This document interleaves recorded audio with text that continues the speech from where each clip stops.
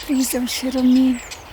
So, a few months ago when I moved to Iceland, I posted a question on my Instagram about what you would like to know about the move, and a few people replied everything, which was very nice. And then one person asked more specific questions about how to move, how to sustain oneself, what about the language, kind of like these practical questions. And I answered them in text.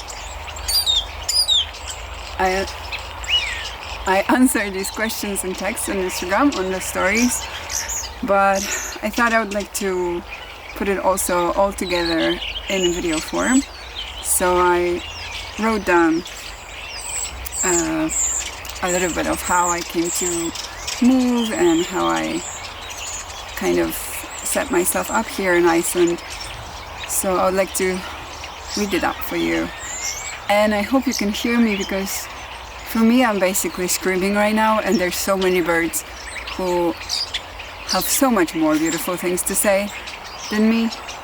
And honestly, I won't blame them if you can hear them more than me. I just hope they're not gonna shit on me, and I hope my microphone works, because I had some issues before. But yeah, I've always wanted to see Iceland, but it was never something I was able to afford, even with an Erasmus grant. But every time I thought of my next destination, Iceland was there on the list. Flash forward, I lived in Spain and began to have a really bad time there, urging me to figure out a better way to organize my life. I have to say the type of work I was doing was the biggest catalyst. Even though I was working as a photo editor, a job my younger self would have loved, I couldn't take the 9 to 5, 5 days a week format. I needed to figure out something, so I came back home and went to the mountains with my mom for a few weeks. I struggled to make sense of things, but I was determined to heal and find a way. All this led me to an ADHD diagnosis, and things were looking grim. I was happy to finally be validated, but I didn't know how to become self-sufficient and independent without a complete burnout again. It seemed impossible. And what about having my own house? I dreamt of a house and a garden, of building my own home, of having a dog. How was I supposed to achieve this where I couldn't even work, not to mention having any kind of savings and being in debt? Then, one afternoon, I simply googled praca na Islandii. That means work on Iceland in Polish. Iceland is a popular work abroad destination for Polish people. You simply earn more there, and the quality of life you are able to afford is better, especially if you chose to save while you're there and spend it back home. The job title was airport staff. I loved airports, so I sent my CV. The recruitment was outsourced by a Polish employment agency, and I applied for a passenger service agent position, and within a few weeks I had gone through both interviews, one confirming the level of English, and the second one, an in-person interview with the Icelandic employers themselves, who flew to Krakow to meet us.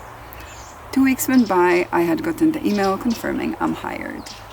Sticking with the go-with-the-flow mindset has been difficult for me, but it has also been extremely beneficial. This time, I didn't have any expectations. I repeated to myself I might hate it, and it gave me peace.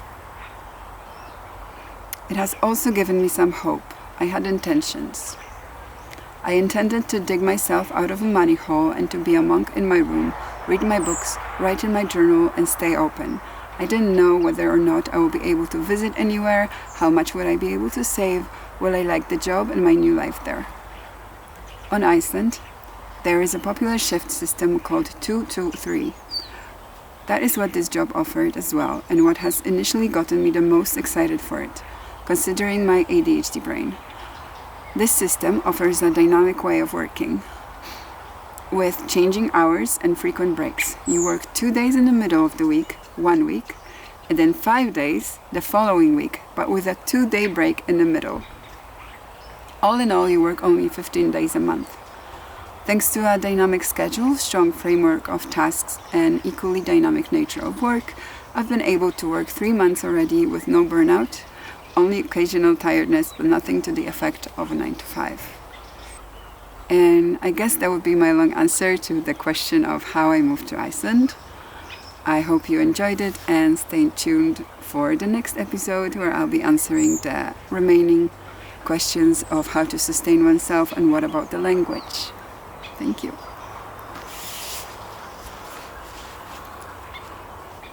I hope it wasn't too weird that I was reading from my phone, but I kind of noticed when I have to make announcements at the airport that no matter how much I know what happens, I know what the gate is, I know where the plane is flying, it's always 1,000 times better for me to have it written down rather than to just speak it from my head.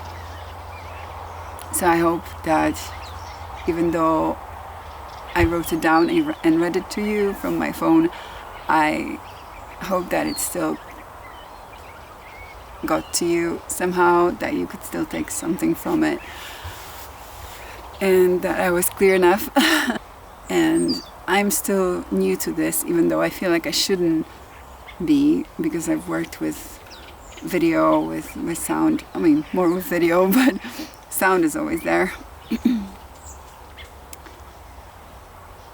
But I feel like since I had to make the announcements at work more, I've kind of grown more used to my voice and just having it sound imperfect sometimes, having it be okay. So I just hope that it's alright, yeah. I'm just rambling at this point.